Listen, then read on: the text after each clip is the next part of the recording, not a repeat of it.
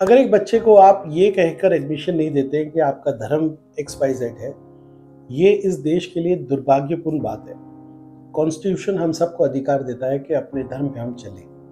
लेकिन अब ये आम बात हो गई है। नागपुर की एक स्कूल है दयानंद आर्य कन्या विद्यालय। वहाँ पे एक छोटी-सी बच्ची एडमिशन लेने गई तो उसको कहा गया कि तुम मुसलमान हो इसलिए तुमको एडमिशन नहीं मिलेगा। इसकी रिकॉर्डिंग्स हैं और इसके बारे में जो है शिकायत की गई। शिकायत के बाद इसमें केस भी रजिस्टर हुआ।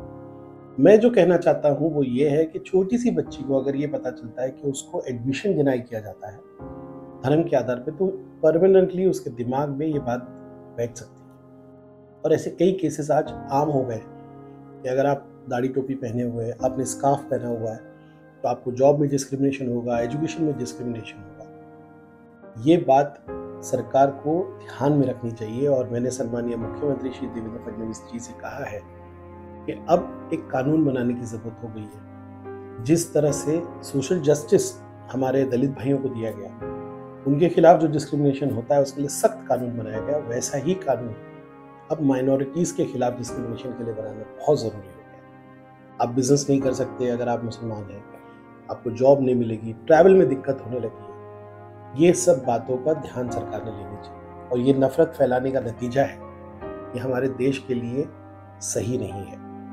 कॉन्स्टिट्यूशन में हर इंडिविजुअल को, किसी भी धर्म का, उसको अपने धर्म पे चलने की आज़ादी दी गई है, प्रोटेक्शन दिया गया है।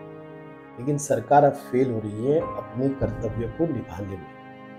मैं हाथ जोड़ के विनती करता हूँ, उस बच्ची के दिमाग में, उस बच्ची पर क्या गुजरी होगी, उसके पेरेंट्स पे क्या गुजरी होगी, हम सबको सोचना चाहिए। धर्म से आगे बढ़ के इंसानियत के नाते से सोचना चाहिए। और मैं मुबारकबाद दूंगा उस फैमिली को जो आगे आई, उसने कंप्लेन किया और सभी धर्म के लोगों ने उनको सपोर्ट किया। यही हमारा हिंदुस्तान है। लेकिन बहुत सी ऐसी केसेस होंगे जो रिपोर्ट नहीं होते, जिस पर कार्रवाई नहीं होती। एक अलग हिंदुस्तान हम बना रहे हैं जहाँ पे डिस्क्रिमिनेशन धर्म के नाम पे किया जा रहा है। मैं ये आवाज़ असेंबली में तो उठाऊंगा, लेकिन हम सबको मिलकर अब देश में ऐसा कानून बनाना चाहते हैं कि चाहिए कि धर्म, जात, इन चीज़ों पे डिस्क्रिमिनेशन अगर होता है तो उस पर सख्त कार्रवाई होगी। मैं सम्माननीय मुख्यमंत्री जी से फिर एक बार विनती करूंगा कि इस पर सख्त कार्रवाई की जाए।